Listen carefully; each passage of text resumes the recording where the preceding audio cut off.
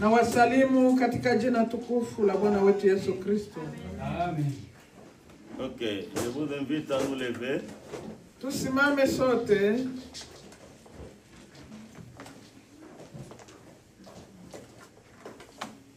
Nous allons lire la parole de Dieu.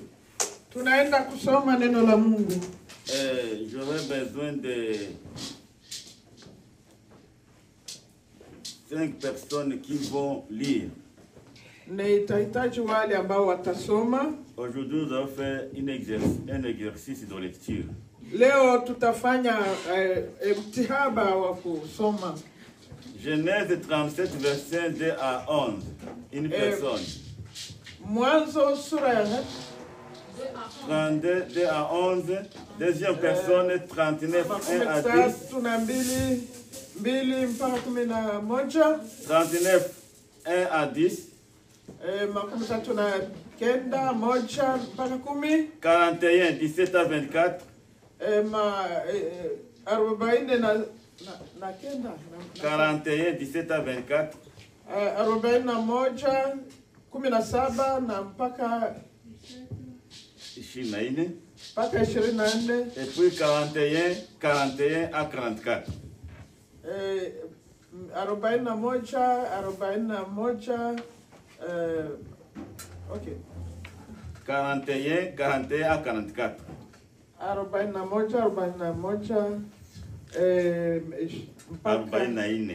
41, mpaka 44. Nous lisons au nom de Jésus. Tunaenda kusoma katika jina la Yesu.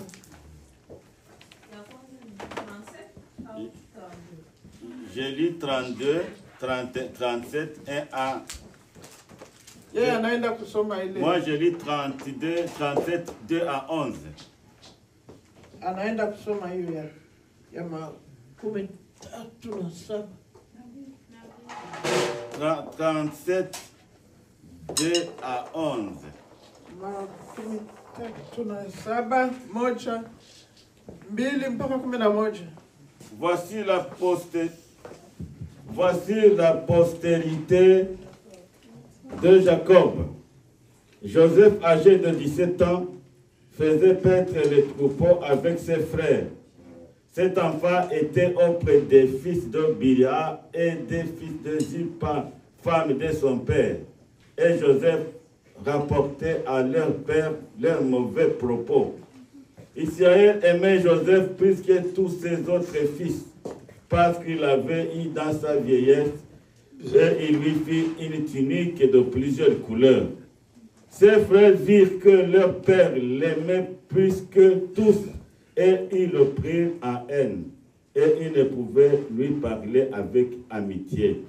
Joseph eut un songe, et il le raconta à ses frères, qui le haïrent encore davantage. Il leur dit, écoutez donc ce songe que j'ai eu. Nous étions alliés de gerbes au milieu des champs. Et voici ma gerbe s'est levée et se tint debout, et vos gerbes l'entourèrent et se prosternèrent devant elle. Ses frères lui dirent encore, est-ce que tu régneras sur nous? Est-ce que tu nous gouverneras? Et il le haït encore davantage, à cause de ses songes et à cause de ses paroles. Il eut encore un autre songe, et il le raconta à ses frères. Il dit, j'ai eu encore un songe, et voici le soleil, la lune et 11 étoiles se prosternaient devant moi. Il le raconta à son père et à ses frères. Son père le réprimanda et lui dit, que signifie ce songe que tu as eu? Faut-il que nous venions, moi et ta mère et tes frères, nous prosterner à terre devant toi? Ses frères eurent envie encore contre lui, et son père garda le souvenir de ces choses.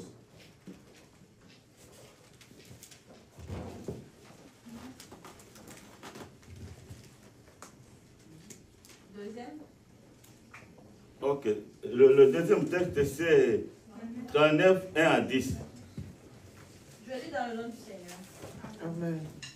On fit descendre Joseph en Égypte, et Potiphar, officier de Pharaon, chef des gardes, Égyptien l'acheta des Ismaélites qui l'y avaient fait descendre. L'Éternel fut avec lui et la prospérité l'accompagna. Il habitait dans la maison de son maître l'Égyptien. Son maître vit que l'Éternel était avec lui et que l'Éternel faisait prospérer entre ses mains tout ce qu'il entreprenait. Joseph trouva grâce aux yeux de son maître, qui l'employa de son service, l'établit sur sa maison et lui confia tout ce qu'il possédait. Dès que Potiphar lui établit sur sa maison et sur tout ce qu'il possédait, l'Éternel bénit la maison de l'Égyptien à cause de Joseph, et la bénédiction de l'Éternel fut sur tout ce qui lui appartenait, soit à la maison, soit au champ. Il abandonna aux mains de Joseph tout ce qui lui appartenait, et il n'avait avec lui d'autre soin que celui de prendre sa nourriture. Or, Joseph était beau de taille et beau de figure. Après ces choses, il arriva que la femme de son maître porta les yeux sur Joseph et dit, « Couche avec moi. » Il refusa et dit à la femme de son maître, « Voici, mon maître ne prend avec moi connaissance de rien dans la maison. » Et il a remis entre mes mains tout ce qui lui appartenait. Il n'est pas plus grand que moi dans cette maison. Il n'est pas plus grand que moi dans cette maison. Il ne m'a rien interdit excepté toi parce que tu es sa femme. Comment ferais-je un aussi grand mal et pécherais-je contre mon Dieu? Pourquoi? Quoiqu'elle parlât tous les jours à Joseph, il refusa de coucher auprès d'elle, d'être avec elle. Amen. Nous lisons encore 41, 17 à 24. Une autre personne. 17 à 24. 41, 17 à 24. 41. Pharaon dit alors à Joseph, « Dans mon songe, voici, je me tenais sur le bord du fleuve, et voici 7 vaches grasses de chair et belles d'apparence montèrent hors du fleuve et se mirent à paître dans la prairie. 7 autres vaches montèrent derrière elles, maigres, fort laides, d'apparence et décharnées. Je n'en ai point vu d'aussi laides dans tout le pays d'Égypte. Les vaches décharnées et laides mangèrent les 7 premières vaches qui étaient grasses. Et elles les engloutirent dans leur ventre sans qu'on ne s'aperçût qu'elles y fussent entrées, et leur apparence était laide comme auparavant. Et je me éveillai, je vis encore en songe 7 épis pleins et beaux qui montèrent sur une même tige. Et 7 épis vides, maigres, brûlés par le vent d'Orient, poussèrent après eux. Les épis maigres engloutirent les 7 beaux épis. Je l'ai dit aux magiciens, mais personne ne m'a donné d'explication. Amen. Amen. Et enfin, 41, 41 à 44. Je lis au nom de Jésus. Amen. Pharaon dit à Joseph, vois, je te donne les commandements de tous les pays d'Égypte. Pharaon tend son anon de la main et les mit à la main de Joseph. Il le revêtit d'habits de fin lin et lui mit un collier d'or au cou. Il les fit monter sur les chars qui suivaient les siens et l'on criait devant lui, à genoux. C'est ainsi Pharaon lui donna les commandements de tous les pays d'Égypte. Il dit encore à Joseph, je suis Pharaon, et sans toi personne ne lèvera la main, ni le pied de tous les pays d'Égypte. Amen. Amen. Amen. Oui, je vous ai fait souffrir ce matin. Niliwasumbua sana asubuhi ya leo, Pourtant, c'est un bon exercice. Hein? lakini ni kazi nzuri kabisa. Nous avons souvent l'habitude de lire des petits morceaux des Écritures. Tunazoea kusoma maneno mafupi katika neno la Mungu. Mais aujourd'hui, j'ai voulu nous soumettre tous à un exercice. Lakini leo nilipenda tufanye kabisa mapasho haya. Alléluia. Amen. Le dernier thème de notre sujet, Neno letu la mwisho tuliweza kuzungumza. vous vous souvenez de notre grand thème que nous avons abordé maintenant, ça fait 4 semaines. Je, mnakumbuka somo letu kubwa ambalo tuliweza kuzungumza, inakuwa sasa wiki 4. La destinée de Dieu pour le croyant dans le temps et dans l'espace. Majaliwa ya Mungu kwa mwanadamu kwa nyakati zote. Et le dernier sous-thème aujourd'hui, je l'ai intitulé Les étapes de la vie de Joseph sur le chemin de sa destinée. Na la mwisho niliweza kulipa kiini ya kusema ya kwamba ni mambo hatua ya maisha ya Joseph, hatua ya maisha ya Yusufu na majaliwa yake na majaliwa yake katika nyakati zake zote. Les étapes dans la vie de Joseph sur le chemin de sa destinée. Ni hatua ya maisha ya Joseph na majaliwa yake katika maisha yake. Il y a un chemin. Kuna njia. Et ce chemin a été tracé par Dieu. Na hii njia imeandaliwa na Mungu. Et le chemin de ta destinée, de ma destinée a été tracé par Dieu. Na njia yako na yangu ilitengenezwa na Mungu. Et souvent ce n'est pas un chemin tout droit. Na mara si njia ambayo imenyoka. C'est un chemin qui comporte souvent des zigzags, des montées et des descentes. Ni njia ambayo imekuwa na mambo mengi na shuka inapanda inapita kando na kando. C'est un chemin parsemé d'épreuves. Ni njia ambayo imejawa na majaribu, de difficultés, inajawa na magumu, souvent aussi des découragements. Na mara mtu anakata tamaa. Mais c'est lui qui persévère. Lakini yule atakayedumu jusqu'à la fin entre dans sa destinée. Yule atakayedumu mpaka mwisho ataingia katika Mais majaliwa celui yake. qui se fatigue en cours du chemin, Lakini yule atakayechoka njiani, elle commence à faire ce qui lui semble bon. Anaanza kufanya yale ambayo anafurahia mwenyewe. Il rate sa destinée. Huyo atakosa majaliwa yake. Des étapes dans la vie de Joseph. Na hii sur le chemin de sa destinée, hatua ya maisha ya Joseph kwa sont hali ya majaliwa souvent yake des étapes qui découragent. ni hatua ambazo zinaleta kukata tamaa. Qui plonge de fois dans le désespoir. Inatuma mtu anaingia katika hali ya kusumbuka. Mais Dieu, mes chers frères et sœurs, Lakini wa ndugu na dada, aussi longtemps que Dieu n'a pas encore dit son dernier mot, wakati Mungu hayasema neno lake la mwisho, quelles que soient les choses qui puissent tomber sur nous, haijalishi mambo ambayo yanaweza kutuangukia, quelles que soient les embûches que le diable puisse nous tendre, haijalishi ile vishawishi vya shetani anaweza kutuletea, ne lâchons pas notre Dieu. Tusiache Mungu wetu. Persévérons toujours dans la foi. Tuweze kudumu katika imani. Notre message va s'articuler autour de 4 points. Hapa somo letu litakuwa na pointi 4. Et l'introduction Na kwa mwanzo wake au maingilio de Sichem à l'Égypte, kutoka Shishemu mpaka Misri, et l'intégrité de Joseph, na ile intégrité uaminifu wa Yusufu, de Joseph, ile uaminifu wa Yusufu, et quatrièmement de la prison au vice-président d'Égypte.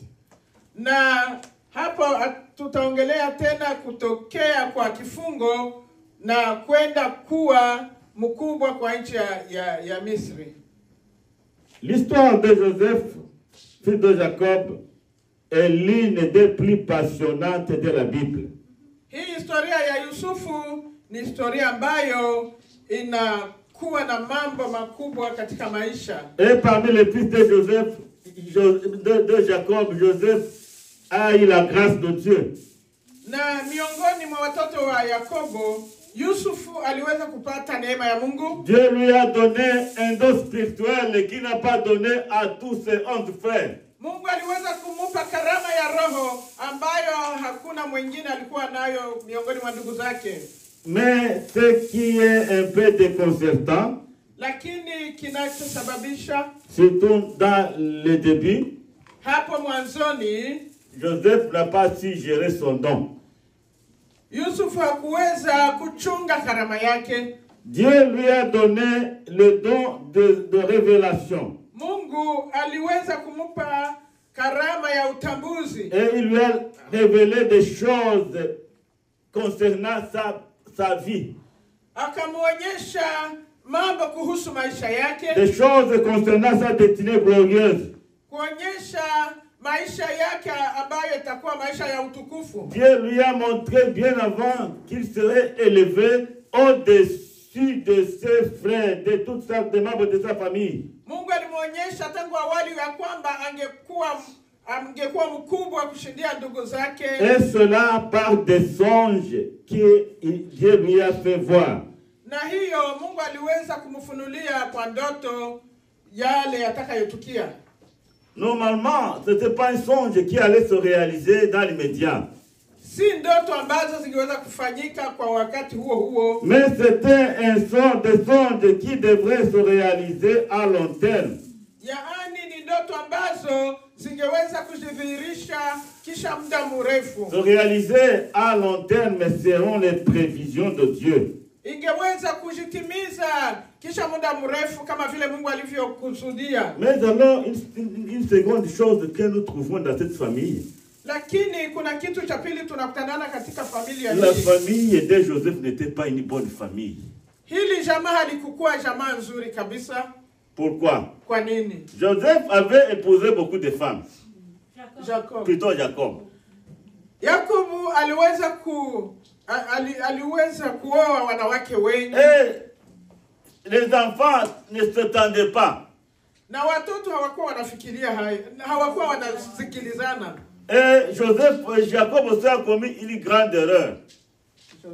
Jacob.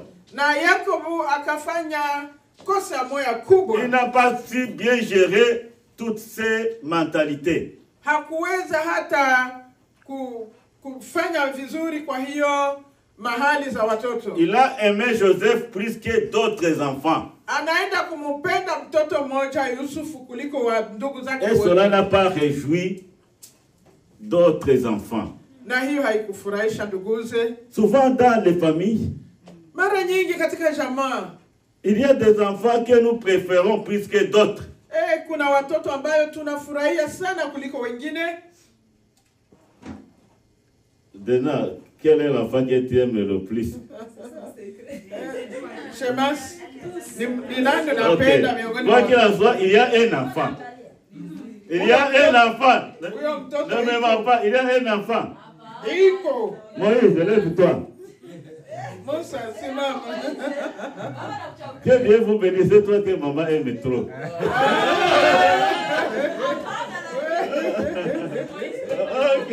Ok. C'était seulement pour vous réveiller un peu. Hein? Alors vous voyez les choses que nous commettons des erreurs, chers parents. Tunafanya mambo ya mabaya sana wazazi. Il y a des enfants que nous préférons, que nous aimons plus que les autres. Kuna watoto tunapendelea kuliko wengine. Et cela ne contribue pas à une bonne harmonie dans la famille. Na hiyo inaleta kabisa chakachaka katika jamaa. Oui, les parents vont faire semblant qu'ils aiment les enfants ils aiment les enfants de la même façon. Wazazi watasema watoto wangu mimi nawapenda nyinyi. Mais ce n'est pas vrai. Dieu lui-même connaît que ce n'est pas vrai.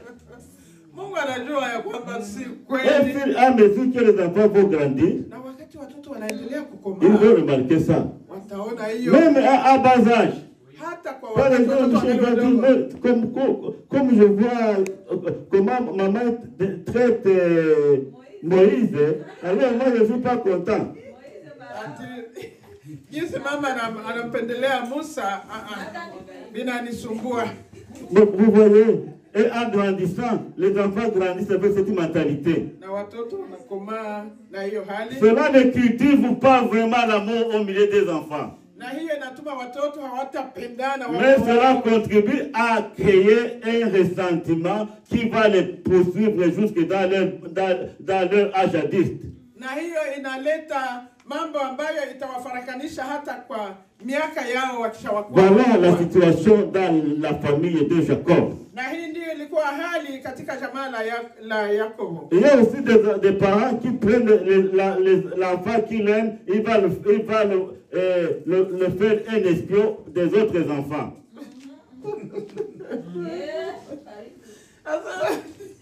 Espion des autres enfants, et c'est ce que Joseph faisait. Unaona mzazi akiona ule mtoto anapenda sana, anakuwa anamwambia huwa nasikia vyenye fulani na fulani wanasema utaniru. Effectivement, Joseph jouait ce rôle.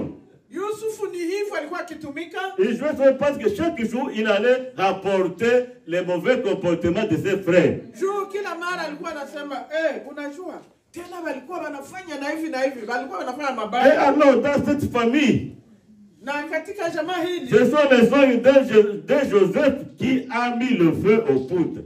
Na hapo kile kilichosababisha sasa ni ndoto za Yusufu. Joseph n'a pas commis un péché. Yusufu hakufanya dhambi yoyote, mais il a commis une erreur. Lakini alikosea. Et il s'est fondé surtout sur l'amour que son père avait. Yeye alikuwa anajifungia kwa ile upendo yake kati yake na baba. Et il se croyait tout permis. Alikuwa anajisikia yeye ndio yote. Oui, il y a des enfants qui se croient tout permis. Kuna watoto mwenye anasema ni mimi tu. Qui ne savent pas, qui n'ont pas de discernement. Hawana utambuzi. Et le premier péché de Joseph, à son âge, il avait 17 ans, mais il n'avait pas de discernement. Yusufu dhambi yake ya kwanza hakukuwa na utambuzi. Kwa miaka 17 alikuwa nayo. Alors il a raconté ses songes. Kila mara kaanza kusema ndoto zake. Et son père et ses frères se sont sentis froissés. Na ndugu na wazazi sasa na wakasikia wanasababika. Parce qu'ils ont vu que Joseph c'était quelqu'un qui était très orgueilleux. Wakamwona kama anakuwa ni mtu wa kiburi. Et pourtant ce n'est pas lui qui avait planifié ça. Na ingawaje si yeye aliweza kuandaa hayo yote. Il a raconté ses rêves. Aliweza kuambia ndoto zake. Et la conclusion était que na umwali wa hiyo Joseph allait être un homme très grand. Yaani Yusufu angekuwa mtu mkubwa kabisa. Et que son père et sa mère et ses frères allaient se prosterner devant lui. Na inamaanisha kama na baba yake na mama yake na ndugu zake wote wangekuja wamsujudie. Et cela n'a fait qu'envenimer, amplifier la haine et la jalousie que le grand frère de Joseph avait pour lui. Na hiyo ikatuma sasa ile chuki ikaota ndani ya wandugu zake. La haine et la jalousie détruisent les foyers et les familles. Chuki na wivu inaharibu jamaa. Un jour, Jacob a envoyé Joseph aller visiter ses frères dans les champs où il paissait les troupeaux. Na siku moja Yakobo atatuma Yusufu aende kuwatazama ndugu zake ambao walikuwa huko kuchunga kundi. Joseph est parti. Yusufu alienda. Et quand il l'a vu de loin, na walipomwona kwa mbali, ils ont dit, voici ce rêveur là vient. Ule bwana wa ndoto mnamuona yeye ule anakuja. Et ils ont fait le complot de le tuer. Na hapo wakasema watamuua. Je ne sais pas si vous comprenez cette situation. Sijui kama mnafikiria hii hali. 10 frères qui mettent ensemble leurs idées pour tuer leur petit frère. Watoto 11 ambao wanatia pamoja kusudi wakuje kumuua ndugu yao. Là où Joseph a été, là où Joseph était encore, n'était pas encore arrivé auprès de ses frères. Yusuf alikuwa bado hajafika kwenye ndugu zake walikuwa. Lui, il ne soupçonnait rien. Na yeye hakufikiria kitu chochote. Mais ses frères avaient déjà comploté. Lakini wao walikuwa walishamaliza mambo yote. Des complots. Wakamfikiria mabaya. Même dans des églises, il y a des complots. Hata katika makanisa watu wanafikiria wengine mabaya. Et ce sont ces complots-là que le diable utilise pour détruire les églises. Na haya ndio shetani anatumia kusudi abomoe kanisa. Il y a des complots. Kuna kuwa mafikara Et ça, mabaya, c'est l'œuvre du diable. na hiyo ni kazi ya Dans shetani. beaucoup d'églises, il y a des complots. Katika makanisa mengi kuna kuwa kuwaziana Des vibaya, chrétiens qui complotent contre leur pasteur. Wakristo ambao wanakania mchungaji wao, Des chrétiens qui critiquent leur pasteur, qui critiquent les diacres vraiment sans raison. Wakristo ambao wanashinda wanateta mchungaji, wanateta hata na mashemasi bila sababu Bien-aimé, yoyote. l'homme est méchant. Wandugu, mtu ni Il mubaya, te regarde seulement, anakuangalia elle commence à dire sa tête. na ile fikra yake. Vous voyez, c'est ça. Ce n'est pas normal. Sa tête. Ni hatari sana. Voilà, tu ne peux pas comprendre. Asema nionee ile. Il te regarde seulement, il commence à te haïr. Anakuangalia, chuki naingia. C'est comme ça que nous vivons. Ni hivi mwanadamu iko. Anakuangalia, et puis quand il te regarde, et quand il est à côté avec son enfant, tu as vu comment il est en train de s'enorgueillir à cause de la robe, du pantalon qu'il a porté. Ulimwona gisi, uliona gisi anajikweza juu ya kale kakanzu kenye alivala leo. Ça c'est la jalousie. Ça c'est la jalousie. Ni wivu ile. C'est comme ça que le diable travaille. Ni hivi shetani anatumika. Mais alors Joseph ne connaissait rien. Yusuf hakuwa anajua lolote. Il va comploter dans le tuer. Hapo wakafikiria kumuua. Lorsque Joseph arrive Yusuf anafika là où ils étaient, mahali c'est ce walipokuwa. que j'imagine. Hivi ni mafikara ya mchungaji. Il les salue. Wakamsalimia. Il les salue. Wakamsalimia. Mais personne n'a répondu. Yeye ndio aliwasalimia, pardon. Et même ces fois n'ont répondu, ils étaient tous fâchés, comme des lions. Alimshibia wako wanamwangalia kijicho tu. Mais Joseph n'a pas compris. Yusuf akasema, Il a salué encore. jamani niliko nawasalimia. Personne n'a répondu. Hakuna wakusibia. Alors ils se sont levés là où ils étaient. Wakasimama. Ils ont commencé à avancer. Wakaanza Voilà, kumsogelea. je suis en train de m'imaginer la scène. Hein. Wakamkaribia. Ils ont commencé à avancer. Wakakaribia kabisa. Joseph ne comprenait rien. Yusuf Il a commencé à dire, c'est quoi, c'est quoi, c'est quoi? alikuwa anasema hii ndio nini sasa? Personne n'a dit mot. Personne n'a dit mot. Hakuna yule alitamka neno fulani. Au fur et à mesure qu'il l'encerclait, Na wakisha kumzunguka, parce qu'il devrait l'encercler, parce que Joseph était un jeune homme, fort également. walipaswa kumzunguka sababu alikuwa na nguvu. Il ne pouvait pas se laisser faire. Hangeweza kujiachilia. Mais alors, 11 personnes qui vont prendre une personne, ce n'était pas vraiment grand-chose pour Joseph. Parce que Benjamin, est-ce que Benjamin était là? Bon, Joseph devait maintenant se calmer. Et Yusuf alipaswa kuwa kimya. Ils l'ont saisi. Walimkamata. La Bible ne nous dit pas qu'ils l'ont chiffré, non? Biblia iseme kama walimupiga makofi. Je crois qu'ils n'ont pas, personnellement, je crois qu'ils l'ont aussi battu. Yeye anafikiri labda na kumpiga walimpiga. Alors, la première chose qu'ils ont fait, Neno la kwanza walilofanya, ils lui ont dévêti la robe de plusieurs couleurs que son papa lui avait donnée. ile kanzu ya rangi nyingi ambayo baba yake alimuuzia, walimuvua Ils lui nayo. ont enlevé sa robe. Wakamuvua. Et vous savez, à ce temps-là, les gens ne portaient pas de caleçons Na hiyo wakati ou de sous-vêtements. hawakuwa wanavala shupi. Ils ont laissé Joseph tout nu. Wakamwacha uche ya nyama. Et c'était comme ça. Na ilikuwa hivi. Ils ont enlevé sa robe. Wakamtoa kanzu lake. Alors, au moment où ils se préparaient à le tuer, Na wakati walifikiria sasa wapite wanamuua, Ruben, leur grand frère, mkubwa yao Ruben leur a dit ne commets pas cette abomination. akasema msifanye dhambi hii kubwa. Il leur a dit au moins jetez-les dans la citerne. Acha tumutupe kwa ile tundu refu. Et là à côté il y avait une citerne vide.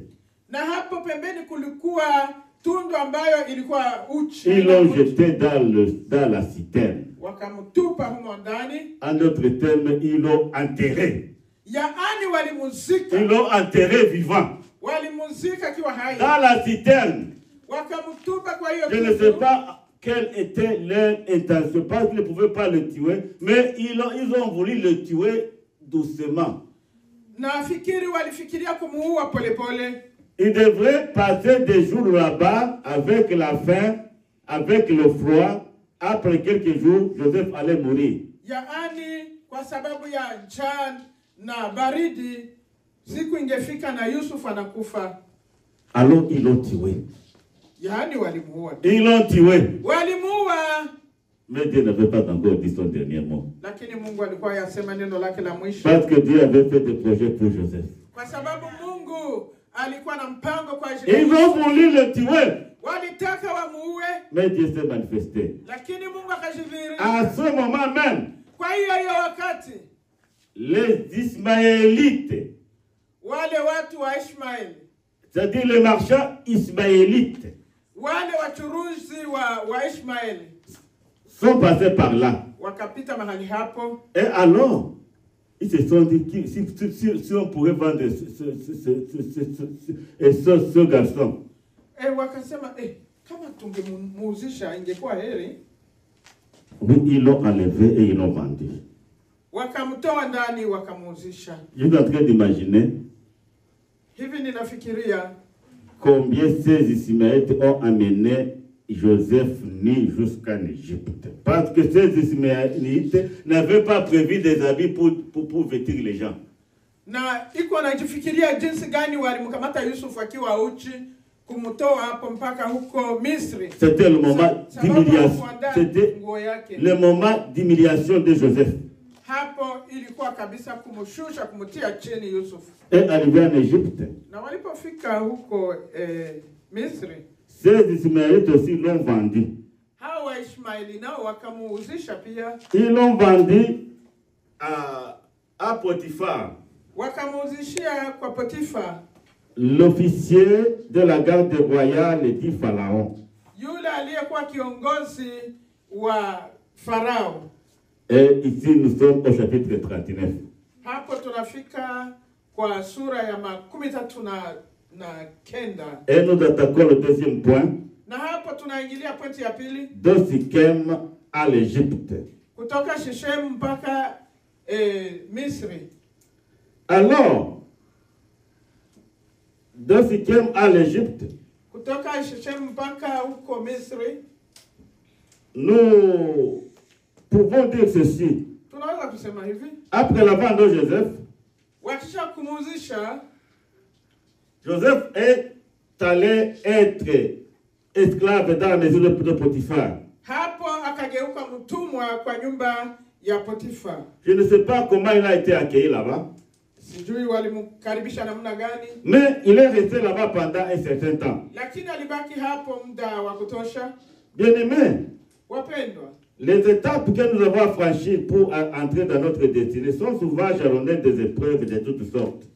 njia tulizozipitia kusudi tuweze kufikiria majaliwa yetu inajaa miiba na michongoma, Mais Dieu reste toujours au contrôle. lakini Mungu anaendelea Il kuwa est hapo. fidèle.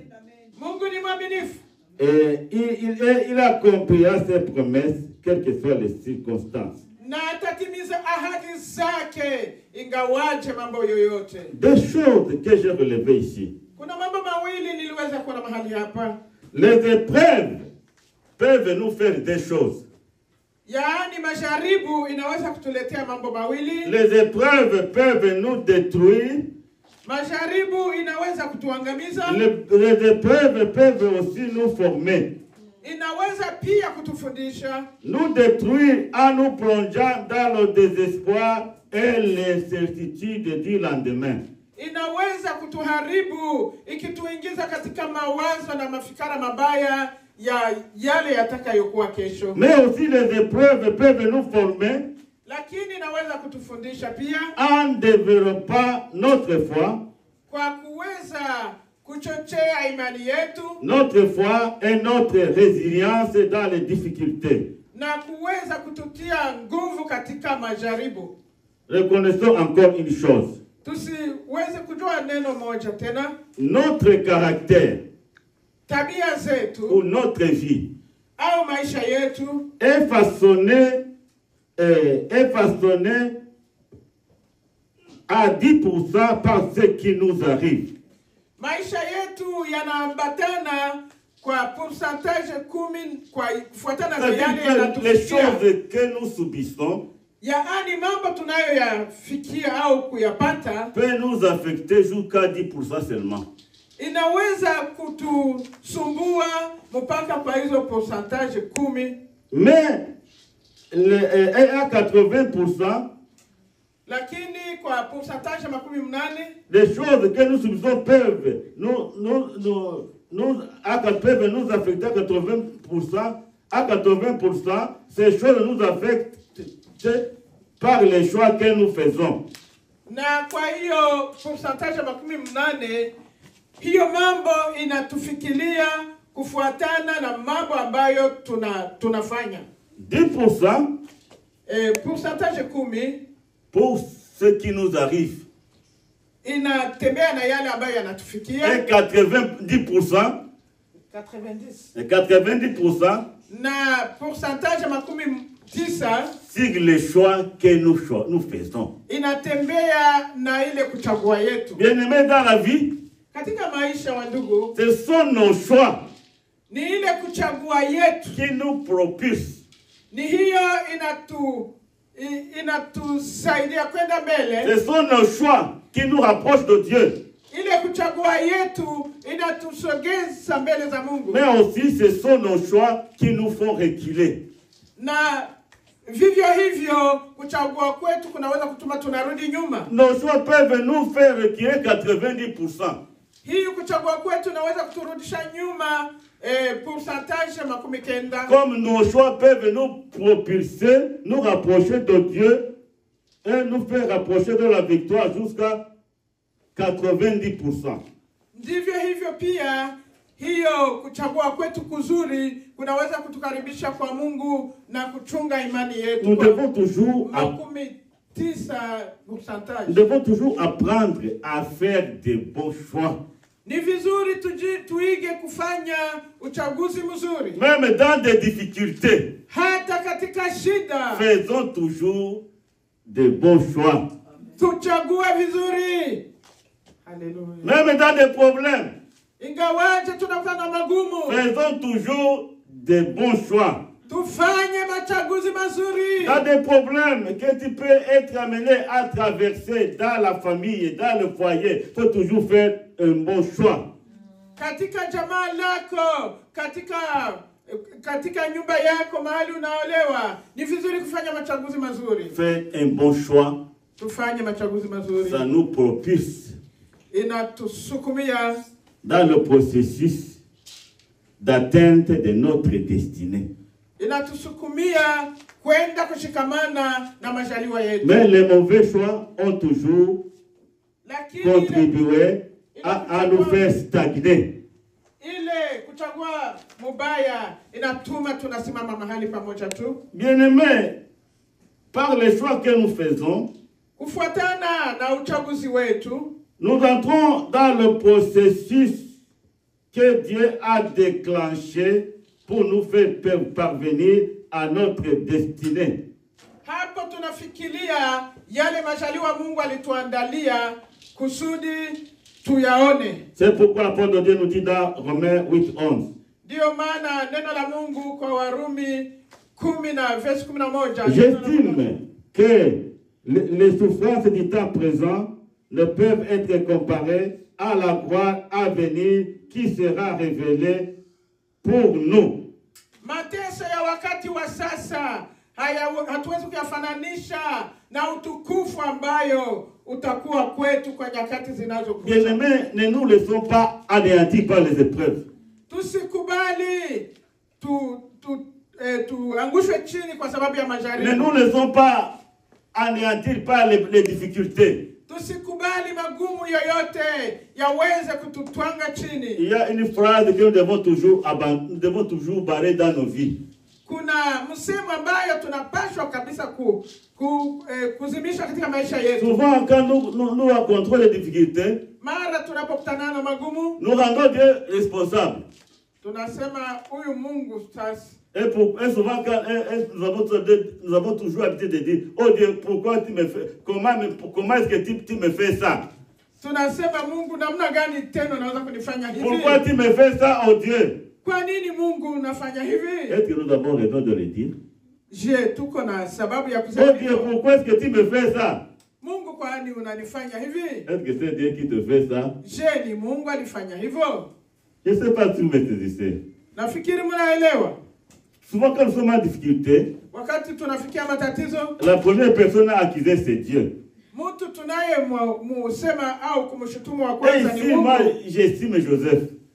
Na hapa ninafikiria Yusufu. Joseph n'a pas fait porter à Dieu la responsabilité de ce qui lui est arrivé. Yusufu hakubebesha mizigo yake Mungu. Il a continué sa marche par la foi.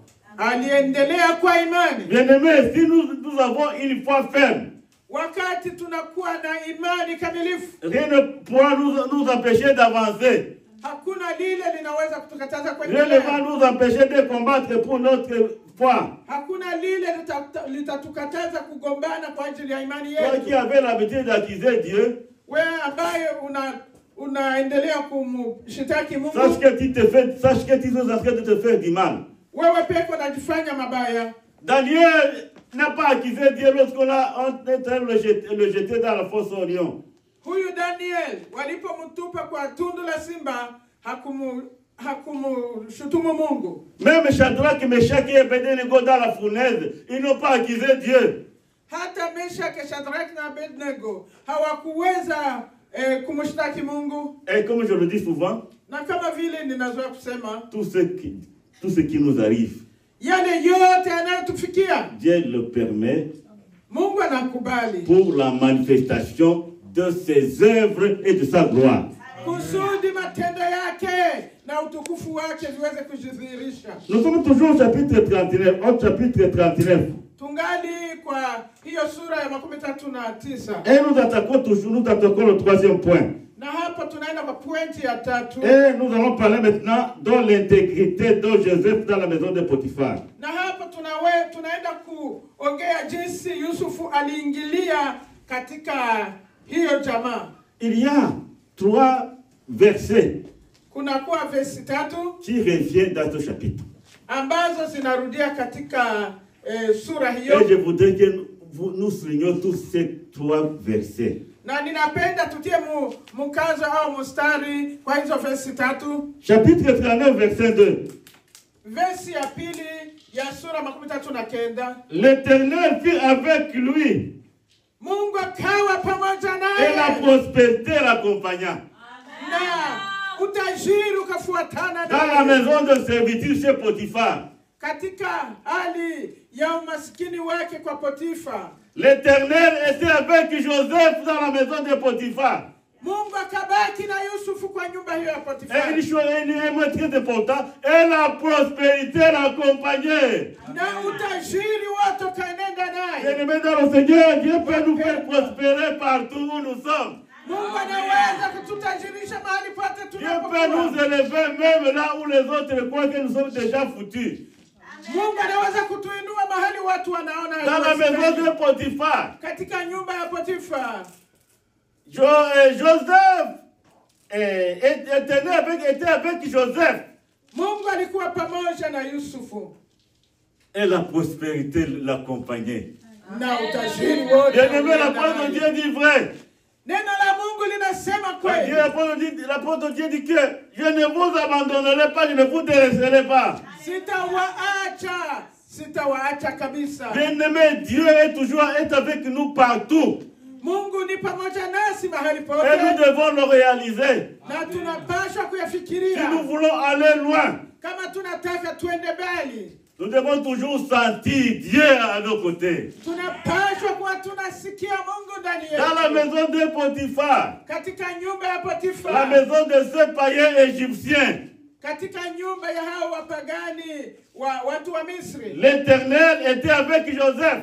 Mungu alikuwa pamoja na Yusufu. Et Dieu le faisait prospérer. Na Mungu akamupa kuwa mtajiri kabisa. Kumfanikisha. Alléluia. Amen. Le verset 3. Na verse ya 3. Chapitre 39. Verse ya 3 ya 39. Alors maintenant ici au verset 3 c'est le témoignage de son maître.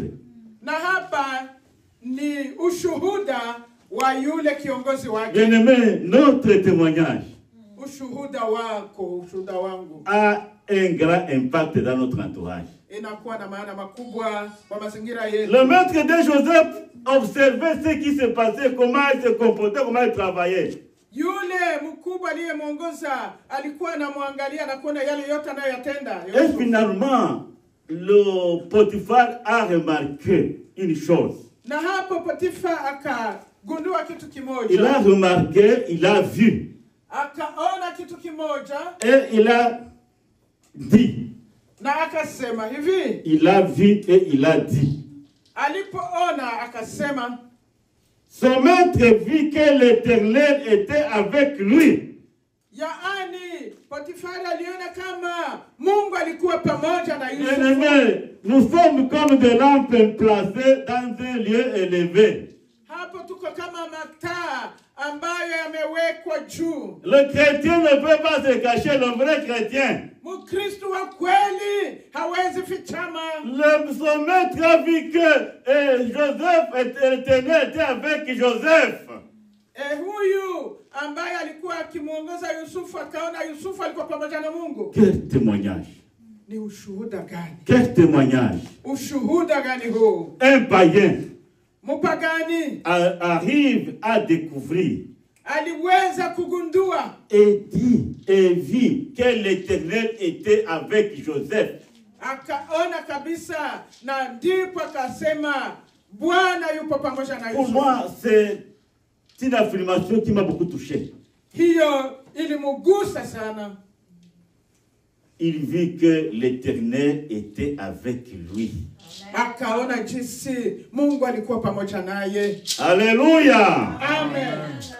Pas seulement ça. Sio hiyo tu. Il vit que l'Éternel était avec lui.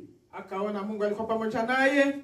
Et que l'Éternel faisait prospérer entre ses mains tout ce qu'il entreprenait. Mungu alikuwa anawezesha yale yote ambayo alikuwa akiyatenda. L'Éternel était avec lui. Mungu alikuwa pamoja naye. Et il faisait prospérer entre ses mains tout ce qu'il entreprenait. Yaani akakuwa akafanikisha kila kitu kilikuwa mikono yake. Akafanikisha kila kitu ambacho kilikuwa katika mikono yake. C'est-à-dire, avant l'arrivée de Joseph, les choses ne marchaient pas. Yaani Yusufu wakati alikuwa yafika mambo haikuwa inatembea. La corruption gangrenait la famille de Potiphar. Corruption ilikuwa inajaa hiyo nyumba ya Potifa. Rien ne marchait pas. Hakuna kilikuwa kinaendelea. Mais l'arrivée de Joseph dans ce palais a fait changer les choses. Lakini uwepo wa Yusufu mahali hapo ulibadilisha mambo mengi. Potiphar a commencé à observer les changements. Na Potifar akapita naanza kuona mabadiliko. Il a vu. Akaona. Et il a témoigné. Na akashuhudia. Il a vu aussi le changement du point de vue gestion.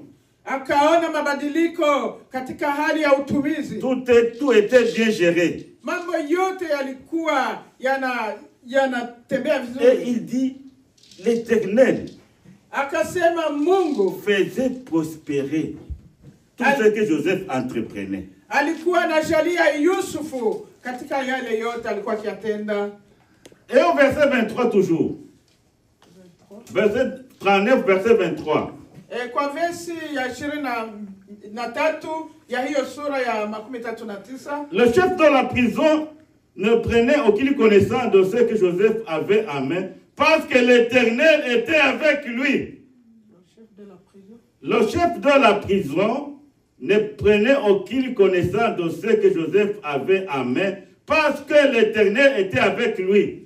Na yule ambaye alikuwa akichunga gereza hakuweza kugundua yale yalikuwa mikononi mwa Yusufu, sababu Mungu alikuwa pamoja naye. Et l'Éternel donnait dans la réussite à ce qu'il faisait. Na Mungu alikuwa kimshalia katika yote aliyokuwa akiyatenda. Alléluia. Amen. Dans la maison de Potiphar, Katika nyumba ya Potifa, l'Éternel était avec lui. Mungu alikuwa pamoja naye. Mais aussi dans la maison de Potiphar, Katika nyumba ya Potifa, le diable était là.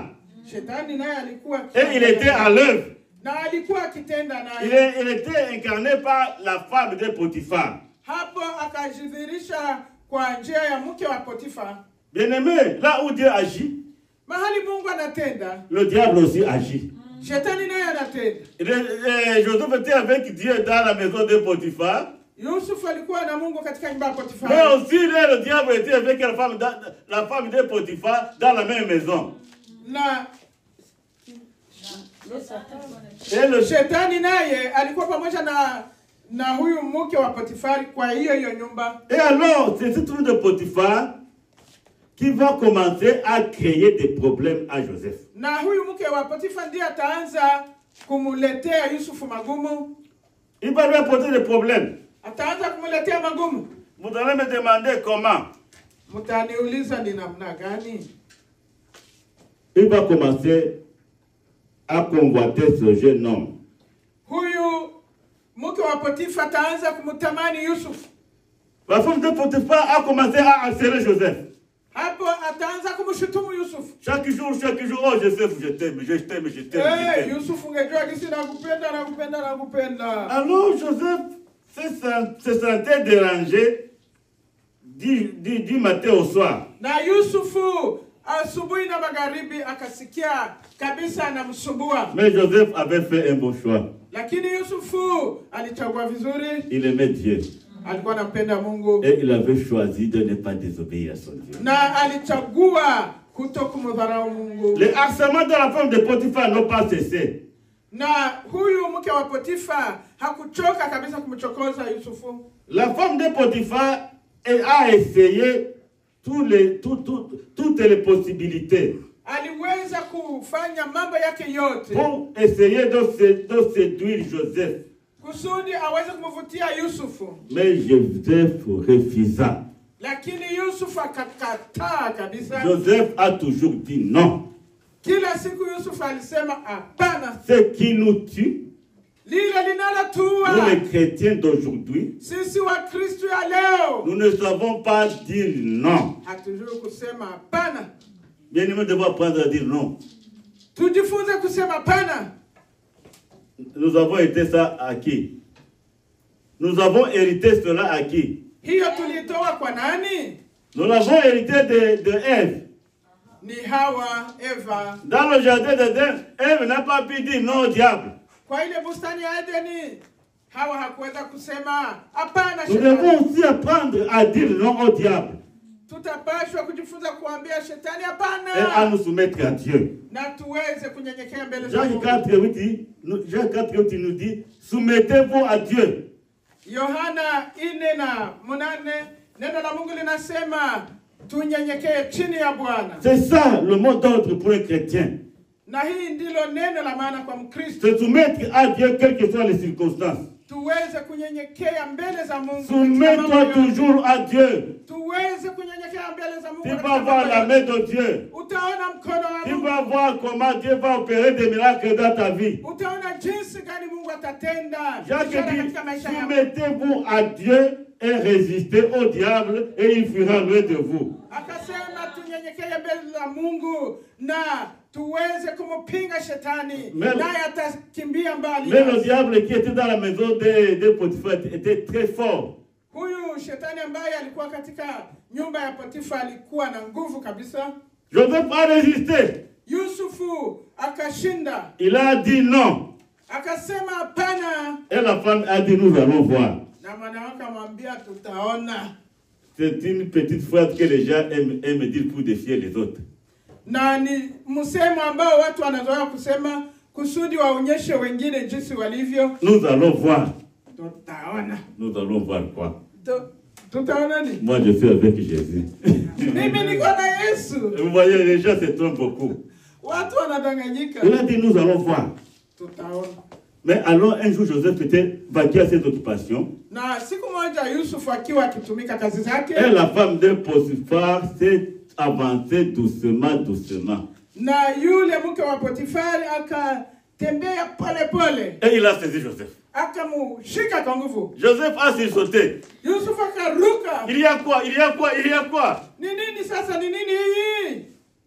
Et la femme a dit, silence. Mke wa Potifari akamwambia, C'est maintenant le moment. tulia, hinjo saa. Alors, ils se sont bagarrés là. Hapo wakagombana kabisa. Et alors, fin de fin, au moment où ils se bagarraient, Joseph est en train d'ouvrir son bouton, un bouton de son manteau. Na hii wakati wakiwa wakigombana, Yusufu akaanza kufungula buto ya koti yake. Et puis il a abandonné entre les mains de cette femme-là. Akamwachia sema, sina nguvu. Et puis il a fui. Akakimbia. Bien-aimé, vaut mieux la fuite que la chute. Afadhali kukimbia kuliko kuanguka. Parce que la parole de Dieu nous dit dans 2 Timothée chapitre 2 verset 22. Kwa sababu neno la Mungu kwa Timotheo inatuambia hivi, Fuis les passions de la jeunesse. ni ukimbie tamaa za ujanani. Il y a des gens qui ne savent pas fuir. Kuna wale hawajui kukimbia. Il y a des gens qui croient qu'ils peuvent lutter avec le diable. Kuna wale wanafikiri wanaweza endelea kupigana na shetani. Ils vont comment dire, au nom de Jésus, au nom de Jésus. Ay, kwa jina la Yesu. Vous imaginez Joseph en train de dire au nom de Jésus, au nom de Jésus. Est-ce que tu crois que la femme de Potiphar allait céder? Yusufu angeendelea kusema kwa jina la Yesu, je, mke wa Potifa angeachia hapo? Il y a des moments où nous devons fuir. Kuna wakati inatubidi kukimbia. Il y a des moments où nous ne pouvons pas faire appel au nom de Jésus. Kuna wakati haitoshi tu kusema jina la Yesu. L'apôtre nous dit fuis. Kimbia. Fuis les passions de la jeunesse. Kimbia tamaa za ujanani. Bien aimé, souvent nous devons fuir. Mara nyingi tunapaswa kukimbia. Nous devons fuir. Tunapaswa kukimbia. Ne nous exposons pas aux tentations. Haiko vizuri kuweza kuyakaribia Parce que majaribu. souvent quand le diable nous attaque, Wakati shetani anatujia, il connaît notre point faible. anajua udhaifu wetu. Il ne nous attaque pas comme ça. Yeye hatujie hivi hivi. C'est pourquoi vaut mieux fuir que tomber dans le péché. Kizuri kukimbia pahali ya kuanguka katika Mais il y dhambi. a une autre phrase qui m'a beaucoup édifié. Kuna msemo mwingine ambao umenitia moyo. Lorsque cette femme harcelait Joseph, Wakati huyu akina mama alikuwa akimsumbua Yusufu, Joseph lui a dit deux phrases. Yusufu alimwambia misemo miwili. Comment pourrais-je trahir la confiance de mon maître?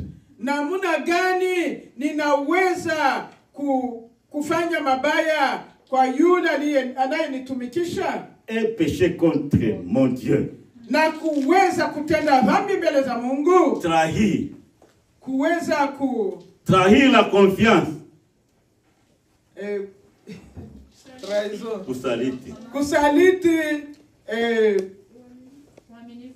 kusaliti uaminifu wa huyu baba. Alors, Asante. il avait comme leitmotiv, c'est un mot que j'ai utilisé, mais comme quelque chose qui le poussait, Alikuwa kama na kitu ambacho kilikuwa ou kinamsukuma, bien il avait des principes dans sa vie. na hapo alikuwa na mambo mawili katika maisha yake. Ne jamais trahir le Congo. Sitaweza kusaliti Ne Kongo. pas trahir la confiance. Ne pas trahir la confiance. Kuto kusaliti uaminifu. Il dit à la femme de Potiphar, comment puis-je trahir la confiance de mon maître qui m'a tout donné? Namna gani naweza kusaliti uaminifu wa bwana wangu ambaye alinipa kila kitu? Et l'autre principe est péché contre Dieu. Na kwa nini naweza Il kutenda avait dhambi? décidé de ne pas pécher contre Dieu dans sa vie. Alikataa kutenda dhambi katika maisha yake. Bien-aimés, ayons aussi des principes comme ceux de Joseph. Nasi tuwe kama Yusufu wa ndugu. Ne pas trahir la confiance. Tusiweze kusaliti uaminifu wetu. C'est très important. Ina maana kabisa. Ne pas trahir la confiance. Tusisaliti Dans nos familles, ne trahissons pas la confiance mutuelle. katika jamaa zetu. Tusisaliti. Et ne péchons pas contre Dieu. Et Dieu va nous bénir.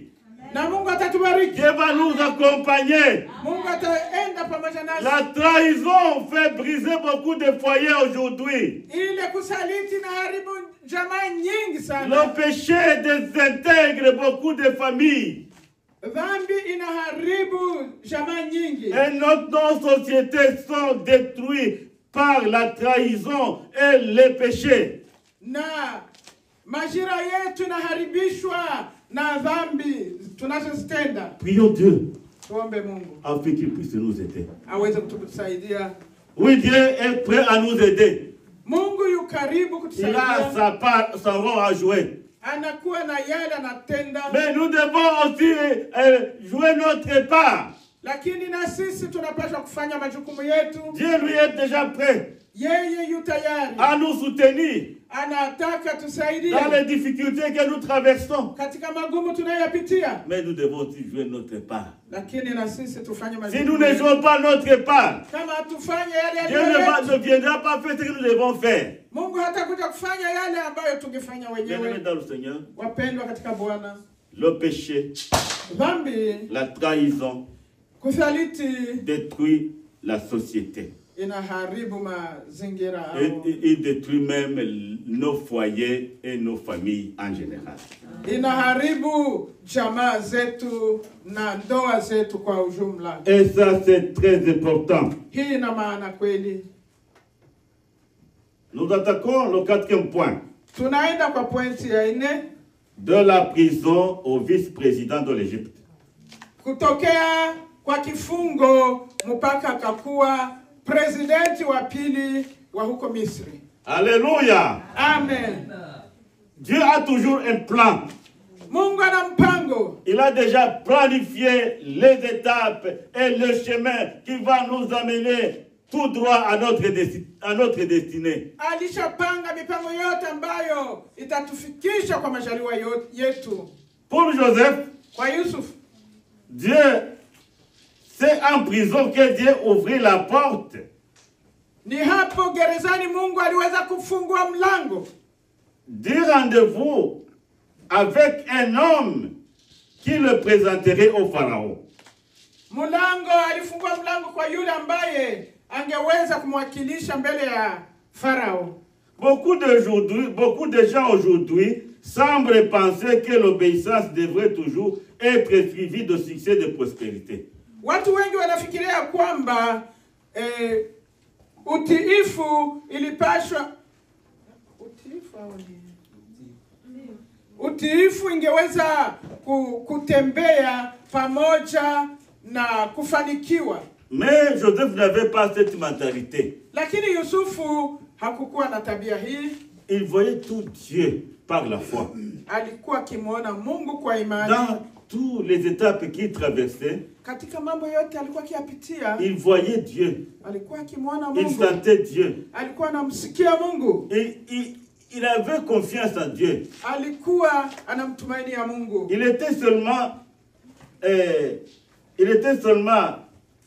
Il se donnait seulement à servir, Yeye alikuwa akitumika tu. glorifier Dieu Alikuwa akimtukuza Mungu. et servir les autres Alikuwa akitumikia wengine. dans les circonstances où il se trouvait. Katika hali zote alikuwa akiwa nazo. Alors en prison, Na hapo gerezani Dieu l'a utilisé. Mungu alimtumia. Il y avait très longtemps qu'il ne recevait plus de songes. Alikuwa alipita muda mrefu haoni tena ndoto. Joseph ne voyait plus les choses. Hakuwa tena bwana wa ndoto. Chez Potiphar, il n'a rien vu.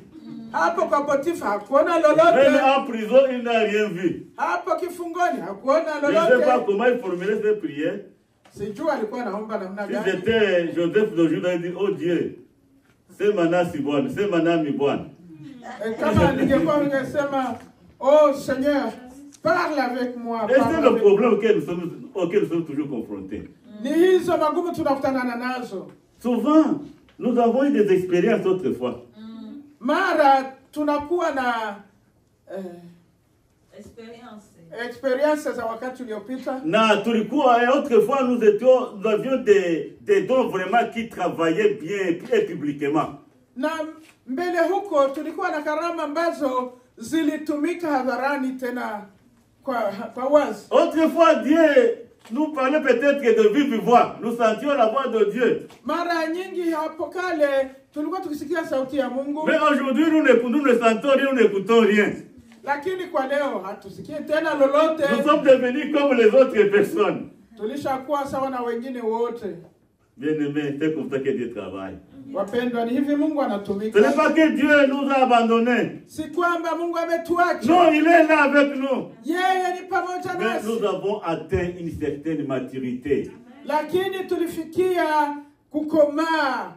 Dieu n'a plus besoin de se révéler à nous chaque fois, chaque jour. Mungu hana tena wakati ya kujifunua kwetu. Joseph a fait 13 ans Yusuf alifanya miaka 13 sans attendre la voix de Dieu, même sans avoir un songe.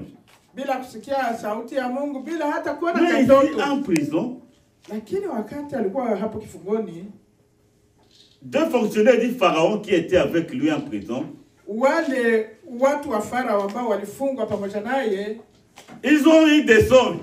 walipata ndoto. Et Joseph n'avait jamais interprété les songes. Na Yusufu hakuweza Il n'avait jamais interprété les songes. hakuna hata siku moja aliweza kufafanua lugha au ndoto. Mais il était avec Dieu. Lakini alikuwa pamoja na Mungu. Mes frères et sœurs, quand nous sommes avec Dieu, Wakati tuko na Mungu, quand nous avons une bonne relation avec Dieu, kama tunakuwa na uhusiano mzuri na Mungu, quand le moment arrive, wakati unapowadia, Dieu nous utilise.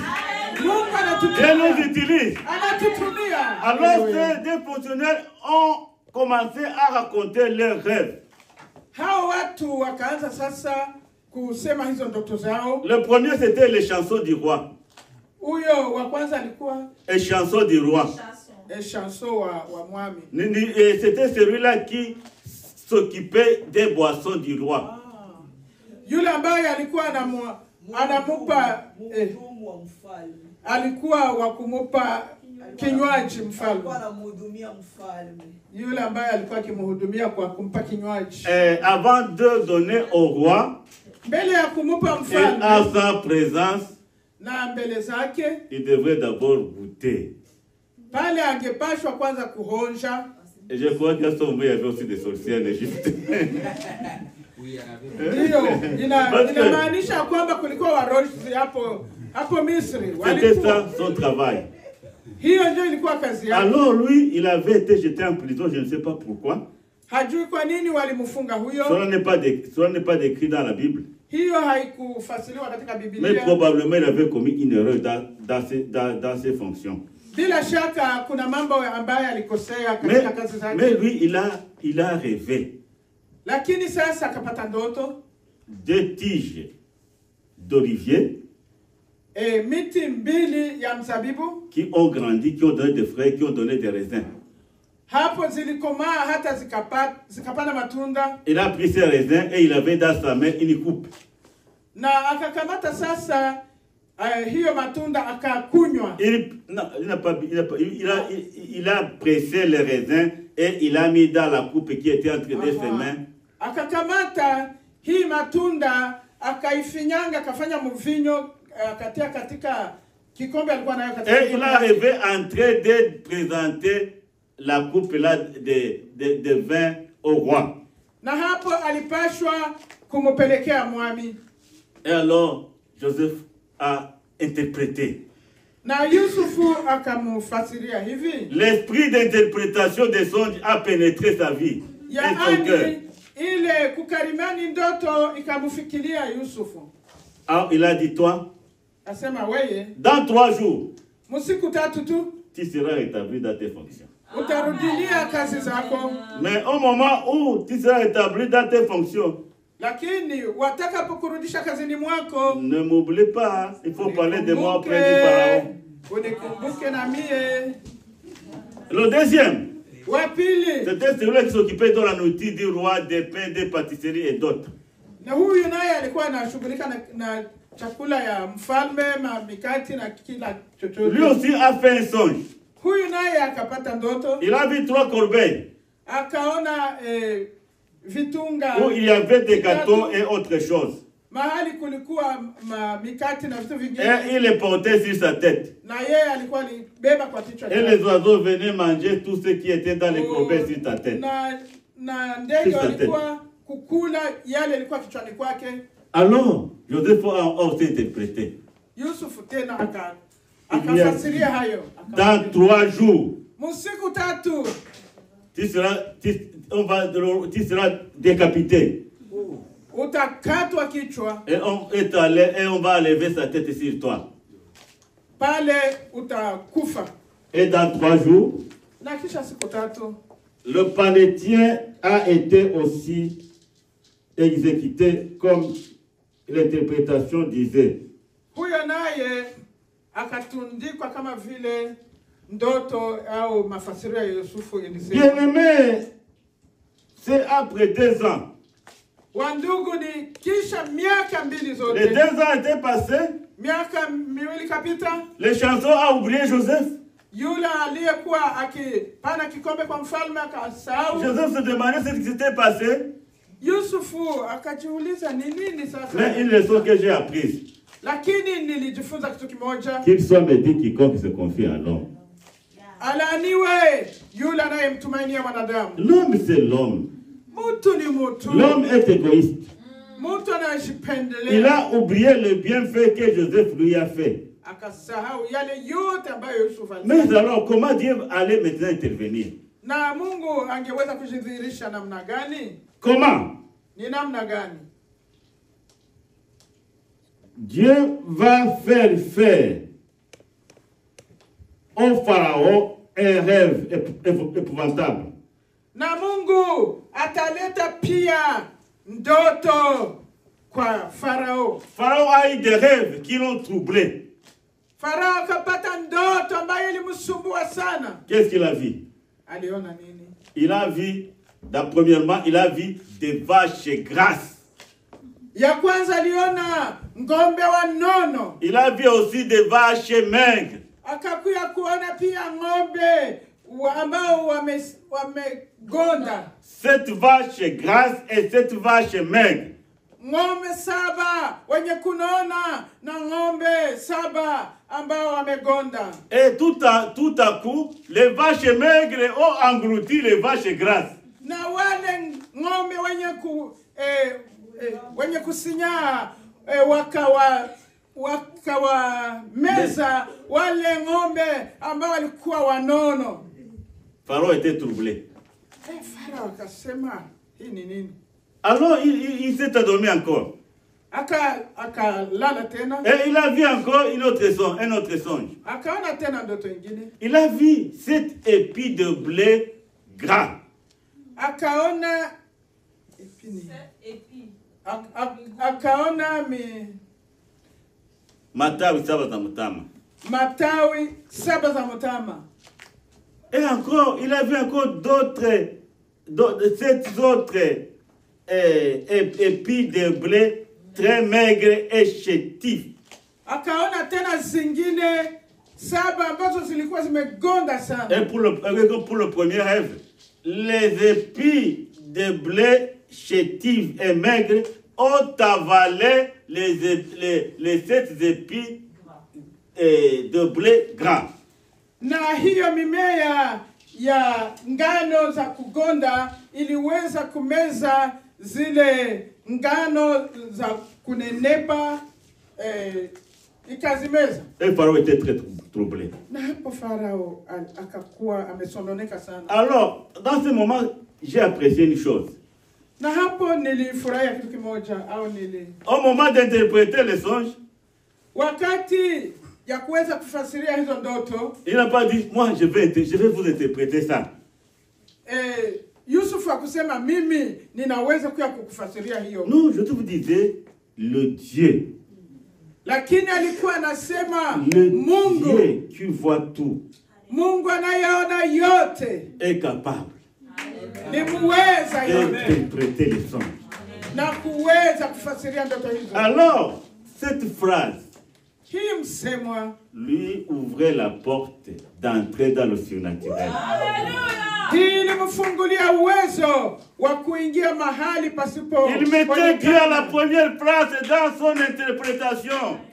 Alitia Mungu wa kwanza katika mafasirio Il yake. disait, c'est Dieu qui va interpréter. Anasema ni Mungu atafasiria, Et en même temps, Dieu ouvrait son intelligence na hapo Mungu akafunua akili et zake, lui révélait ce qu'il y avait. akamfunulia yote. Amen, amen, amen. Et on fonctionnait, Na huyu mwakilishi mkubwa il a tout attribué à Dieu. aliweka yote kwa Mungu. Allez, il dit à cette personne que Dieu peut révéler, peut interpréter les songes. Akawaambia Mungu anaweza kujionyesha na anaweza kufasiria hizo ndoto. Un chef Pharaon, Na kwa Farao il a dit aussi à Pharaon que Dieu, akamwambia Farao hivi, là où les magiciens d'Égypte ont échoué, les charlatans, mahali wale warozi wa Farao walishindwa, il a dit Dieu peut interpréter tes rêves au roi. akasema Mungu anaweza kufasiria ndoto zako mfalme. Et en même temps, Na mara moja la révélation. ufunuo, Il a commencé à interpréter. akaanza kufafanua. Alléluia. Amen. Bien-aimés, mettez toujours Dieu en avant. Wandugu, tumweke Mungu mbele, Abandonnons à Dieu tout. tumupatie Mungu Et yote il va accomplir les miracles. na atatenda Et les vrais miracles. na ni miujiza ya kweli. Oui, nous ne sommes que des instruments entre les mains de Dieu. Sisi ni vyombo katika mikono ya Mungu, Et Dieu est toujours prêt à nous utiliser. na yeye yu tayari kututumia. Il a utilisé Joseph. Alimtumia Yusufu, Joseph a interprété les songes. na Yusufu akaweza kufasiria ndoto, Et le pharaon a rendu grâce à Dieu. na Farao akafurahia Mungu. Il a dit à Joseph, c'est Dieu Akaambia Yusufu, ni qui t'a Mungu. donné la connaissance d'interpréter mes songes. Akasema ni Mungu alikupa uwezo wa kuweza kufasiria hizi ndoto zangu. Mais avant cela, il y a un détail que je voudrais souligner. Lakini mbele ya pale kuna neno fupi nataka kutia kistari. Joseph était en prison. Yusufu alikuwa gerezani, Il portait un habit de prisonnier. alikuwa anavaa nguo ya wafungwa. Il ne pouvait pas aller voir le roi avec un habit de prisonnier. Hangeweza kwenda kumwona mfalme na manguo za kifungoni. Et ici, je m'en vais vous dire 5 vêtements qu'a porté Joseph. Dans sa vie, Nguo ambayo Yusufu alibeba dans katika le maisha chemin yake, qui le menait vers sa destinée, katika njia kuelekea majaliwa yake, il a porté 5 vêtements. alivaa nguo 5. Le premier vêtement, c'est la tunique de plusieurs couleurs que son père lui avait cousue. Ya kwanza ni ile kanzu ya rangi nyingi ambayo baba yake alimtengenezea. C'était un vêtement d'orgueil. Ilikuwa nguo ya kiburi. L'orgueil dont Joseph devrait être banni d'abord, Kiburi ya Yusufu ilipashwa kwanza avant kufuta d'atteindre sa destinée. kusudi aweze kufikiria majaliwa yake. Et un autre terme, Dieu a utilisé ce frère pour lui laver cette robe. Na Mungu alitumia kaka zake kusudi waweze kumkamata Parce hiyo. que cette robe lui donnait l'orgueil. Il se disait, je ne suis pas comme les autres. Hapo alikuwa na kiburi, alikuwa anasema mimi si kama na wengine. Il devrait être dévêtu de cette robe-là. Ilimubidi wamuvue hiyo kanzu. Le deuxième vêtement, Na nguo ya pili c'est le vêtement de l'esclavage. ni ile kwenda kuwa mtumwa. Arrivé chez Potiphar, Alipofika Potifa, il a porté les tabliers des esclaves de Potiphar. aliweza kuvala mavazi ya watumwa wale walikuwa kwa Potiphar. Bien qu'il était bien considéré chez Potiphar par Potiphar, Ingawaje huyu Potiphar alikuwa anamfurahia sana, il ne pouvait pas mettre son veste et cravate pour aller travailler. Non. hangeweza kutia koti lake na kutia cravate yake. Il portait comme tous les autres les vêtements d'esclaves. Lakini alivaa ile mavazi ya mtumwa. Et le vêtement d'esclave aussi ne pouvait pas permettre qu'il puisse entrer dans sa destinée. Na hii mavazi ya mtumwa haingemsaidia kufika katika majaliwa yake. Il devrait aussi abandonner le vêtement dans l'esclavage. Alipashwa pia kuvua hiyo manguo ya utumwa. Il a abandonné ce vêtement entre les mains de la femme de Potiphar. Hiyo mavazi aliacha katika mikono ya mke wa Potiphar. C'était un vêtement de l'humiliation. Ilikuwa manguo ya kumshusha kabisa. Troisième vêtement. Na vazi la tatu, c'était le vêtement de prisonnier. Ilikuwa ile vazi ya wafungwa. Vêtement de prisonnier. Vous savez que les prisonniers ont leur tenue. Mnajua wafungwa wanakuwa na mavazi yao. Il ne pouvait pas entrer dans sa destinée avec une tenue de prisonnier. Hangeweza kufika katika majaliwa yake na hiyo nguo ya wafungwa. Et avec le tenue de prisonnier devrait se dévêtir de ce tenue un jour pour pouvoir continuer son cheminement vers sa destinée. Alipaswa kuvua hii nguo ya wafungwa kusudi aweze kuelekea majaliwa yake. Et il a enlevé aussi son vêtement le jour où on l'a appelé pour aller interpréter les sons de Pharaon. Hapa alivua hii nguo ya kifungo kusudi aende kufasiria ndoto za Farao. Il a abandonné son vêtement en prison. Aliacha hiyo nguo yake kifungoni. Et il a porté le quatrième vêtement. Akavaa sasa nguo ya nne pour aller interpréter les songes du Pharaon. Kusudi aende kufasiria ndoto za Farao. Vous savez, quand quelqu'un va aller dans une interview, il ne savait pas n'importe comment. Wakati mtu anaenda kujitetea kusudi apate kazi, unajua gisi anasafiri. Il a laissé le vêtement de prisonnier en prison et tout ce qui avait rapport avec la prison. Akaacha mavazi ya gereza huko na yale yote ambayo yalikuwa yakienda nayo. Alors il est allé devant le Pharaon. Akaenda sasa mbele ya Farao. Il a dit, Seigneur, kasema bwana wangu, ce n'est pas moi qui va interpréter. Sio mimi nitafasiria. Mais c'est Dieu qui va interpréter. Seigneur aliambia Farao. Akamwambia sio mimi nitafasiria, ni Mungu atafasiria. Alors il a interprété. Na hapa akafasiria. Et Pharaon a senti en lui que c'était vrai. Na Farao akasikia hii ni kweli. Et il a loué le Dieu de Joseph. Na hapo akamshukuru Mungu. Il a dit, c'est Dieu qui t'a donné la connaissance. Akamwambia ni Mungu alikupa ufahamu pour pouvoir interpréter ces sons. Kusudi uweze kufasiria hii ndoto. Alors, Joseph n'a pas seulement interprété. Yusufu hakufasiria tu. Il a dit que les 7 vaches grasses et les 7 épis gras symbolisaient l'abondance. Akasema wale ng'ombe wa nono 7 na ile mimea 7 minono, hiyo ilikuwa inamaanisha la prospérité. Ilikuwa inamaanisha utajiri. Kufanikiwa. 7 ans d'abondance. Na wakati ya kufanikiwa. Et 7 ans de famine. Miaka 7 ya kufanikiwa na miaka 7 ya umaskini. Alors le frère pose la question maintenant, comment est-ce que nous allons faire? Na hapo mfano akasema sasa tutafanya nini? Et Joseph a donné la solution. Na Yusufu akawapa suluhisho. Je ne vais pas m'attarder sur les solutions de Joseph. Sitaingilia sana zile suluhisho ambazo Yusufu alipana. Mais ce qui est intéressant c'est quoi? Lakini linalokuwa la maana ni nini? Le roi Pharaon a été édifié. Huyu mfalme Farao aliweza kufurahia. Il a glorifié le Seigneur. Akamtukuza Mungu. Et il a accordé la promotion à Joseph. Na hapo akamkweza Yusufu. C'est pourquoi j'ai intitulé mon dernier point de la prison à la vice-présidence. Ndio maana pointi ya mwisho alisema kutoka gerezani na kuja kwa ufalme. Qui pourrait imaginer Nani angefikiria hayo? un jeune homme comme Joseph Kijana kama Yusufu, qui maintenant, après 13 ans, kisha miaka 13 sasa il devient le vice-président de l'Égypte. anakuwa presidenti wa pili wa Egypt. Bien-aimé, Dieu est grand. Raisi akakuwa rais wa pili, rais Makamu wa rais wa Misri. makamo Premier ministre wa rais. wa rais.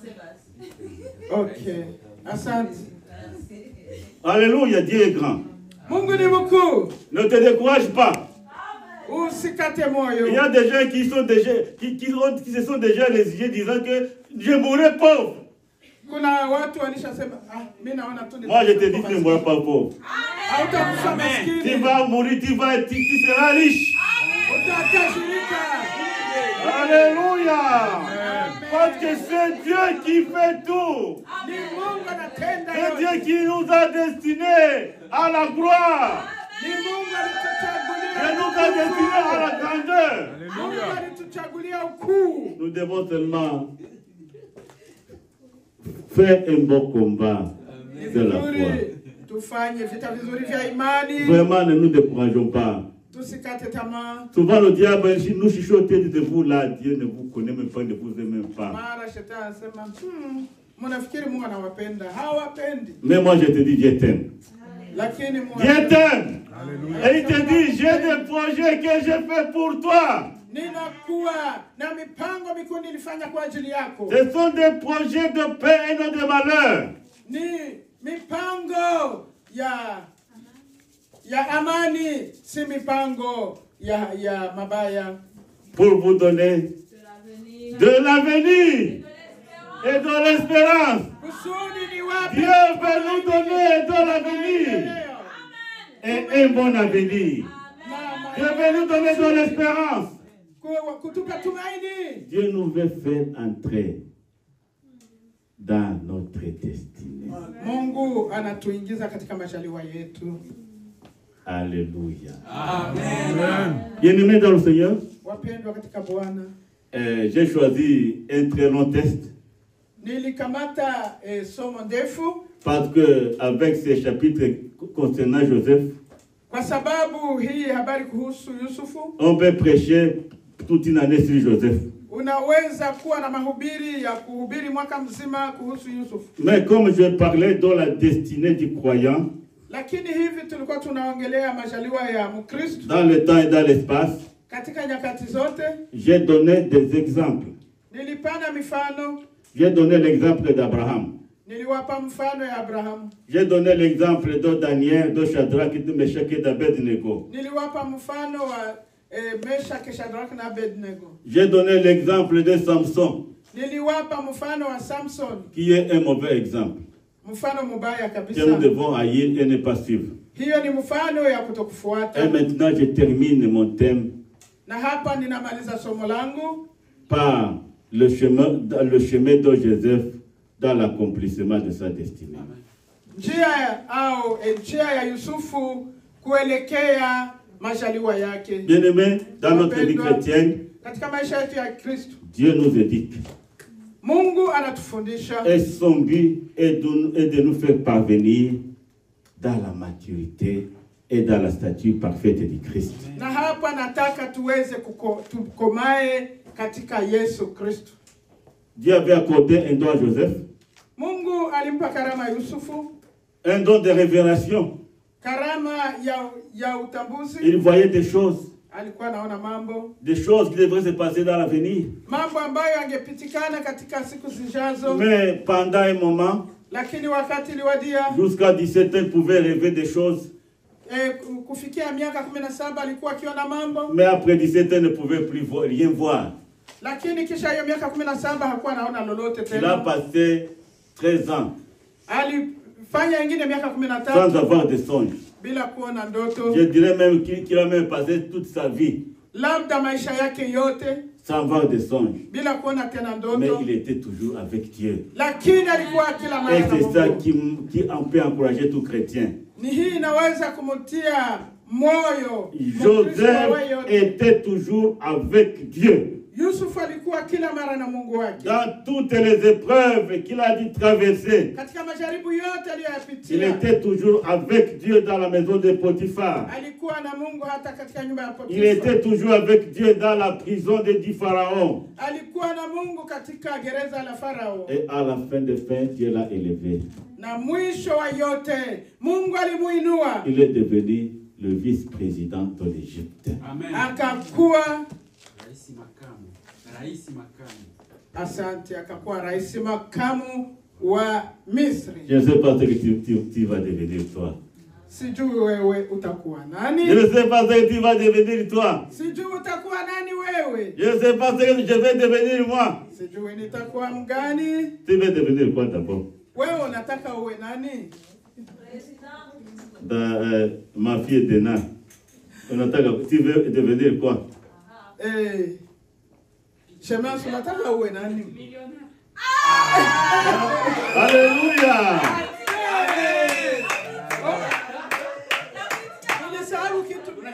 Ulisahau kitu miliarde. Sema miliarde. Alors, Amen. là alors. Amen. Frère, oh la foi. Bien-aimé, quoi qu'il en soit, quoi qu'il en soit, Dieu veut nous a décidé dans la grandeur. Mungu alituandalia makuu. Vous savez, moi, je ne suis pas de ces prédicateurs qui prêchent la prospérité. Mimi si yule mhubiri ambaye anahubiri kujaliwa au Et prospérité. ni kujaliwa Et mafanikio. Mais je voudrais seulement vous dire que Dieu nous a destinés à la grandeur. Mungu alituandalia makuu, Et nous a destinés à la gloire. alituandalia utukufu, Il va nous donner. atatupa.